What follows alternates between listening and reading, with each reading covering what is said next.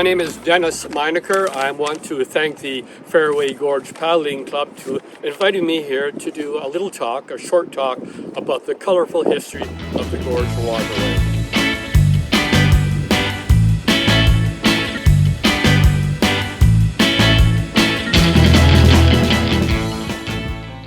For thousands of years it was the home of First Nations, and in fact, just over my shoulder here is Halkett Island, which they used as a burial site till at least the 1860s. After the Hudson's Bay Company arrived in 1842, the identity of the waterway changed completely. But before long, there were a whole series of factories, shipyards, and sawmills from town all the way along the shoreline. In fact, the Selkirk waterfront behind us was actually the BC Forest Products Mill till at least 1985. And the trestle was built in 1917 as a train bridge to bring logs down to serve the mills right here. Now beyond the trestle was entirely a different scene. That was the place of summer fun, much less work. So in a moment we'll head that way and talk further about that. So hello again, we've just left the Selkirk Water and now we're at the entrance to the Gorge Narrows. Around 1890, the rich people of Victoria discovered that this was a great place to build a whole string of really quite grand mansions. Over on this shore, Ashnola was built in 1890 by the very rich coal mining family, the Dunsmuirs, as a wedding gift for one of their daughters. It was a brick and stone mansion that now stands or stood where the Gorge Road Hospital was.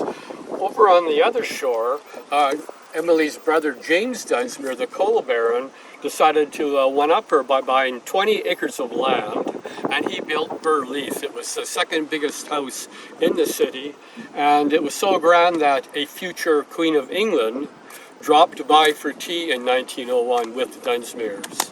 All those buildings are gone now. They're just little bits and pieces of remnant left. So let's move on to the rest of the waterway.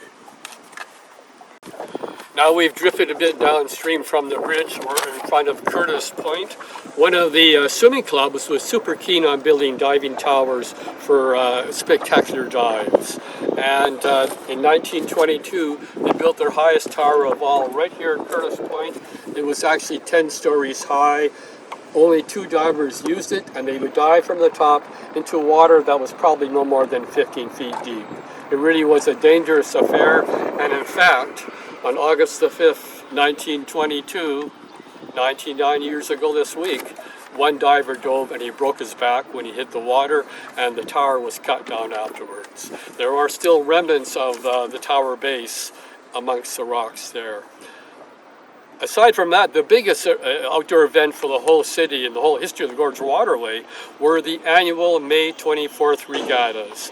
They were organized in the beginning by the Royal Navy sailors, and thousands of people would come up from town on bicycles, on horseback, a streetcar, and they would line the shoreline here in their own little boats, and they would watch the sailors racing in their heavy cutters. They would row from the bridge down to the Selkirk waterfront and back again.